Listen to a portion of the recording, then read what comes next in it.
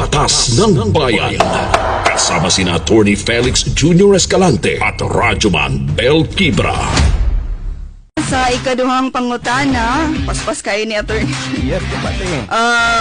Usa ko ka men in uniform. Uy. O niya, samtang na-assign ko sa layo, nasakpan ko nga naikabit ang akong asawa. Huy, Bulag na niya og naa siya'y ka-live-in karon pero wala sila'y anak. Gusto unta ko nga mo file og annulment pero dili siya mo pirma kay para siya gihapon ang akong beneficiary. Unsay maayo na akong buhaton nga ma-annul me nga dili man siya mo pirma, pwede bang mahimong grounds for annulment nga naa na siya kaipon karon og 6 years na mi nga wala mag-uban isip magtiayon? Okay. Batas ng Kaning inani nga pangutana mo ni kasagaran ang misconception sa Yes. ato ang mga partido, no, mga banag asawa nga karon na wala nay maayong padulngan ang ilahang kaminyo, no. Kanang konsepto pangunahuna nga kinahanglan mo pirma ang pikas para nga mamahimong tinuod ug madayon ang ilang annulment or nullity sa ilang marriage, no. Atong ipahibalo nga dili kinahanglan nga mupirma para nga mamahimong tinuod o mabulag ang ilang kasal, no. Ang buhaton lang sa tuang texter kinahanglan siya nga modulog abogado. Ang abogado mo prepare sa iyang petition for nullity of marriage or petition for annulment.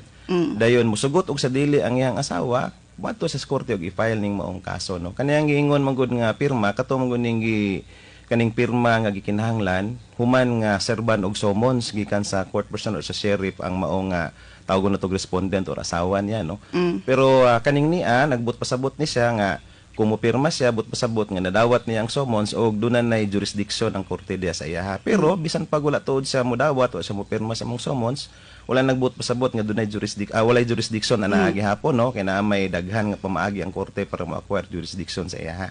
Manang misconception na bisan pag mayngon siya dili mo pirma ipadayon gyapon i-file ang kaso dito sa atoang family court or sa atoang regional trial court sitting as family court, musugot og sa dili mo pirma sa dili sa summons mo padayon gihapon ng imong petition for annulment. Yes. So kinahanglan lang gyud nga ma-push through gyud bisag Ma-push through mo gyud. pirma or sa dili, no. Ma-push through ang kaso. Mupirma og sa dili sa summons, ang korte na bahala na kay maka-acquire gyapon jurisdiction ang korte diya sa iya. Yes, maghisgot ta og grounds for annulment, Attorney. Okay, naghisgot man gini ato ang texter kung pwede ba to mahimong grounds for annulment. Kanang gibuhat sa iyang asawa nga nakighilawa sa lalaki nga dili niya bana, mo nay gitawag nato adultery, no, or adulterous relationship, no. Ang adultery in itself dili siya usa sa mga grounds para ipa-annul ang kasal, no. Pero kaning buhat nga adultery usa ni siya sa mga timailhan or mga manifestations sa gitawag natong psychological incapacity sa iyang asawa. Psychological incapacity pagtuman sa mga gitawag natong essential marital obligations. Ang Yes. balaod mo gud nagsulti, atong family code nagsulti nga once maminyo ta na ata essential marital obligations to give love, support, and to procreate with our husband or our wife.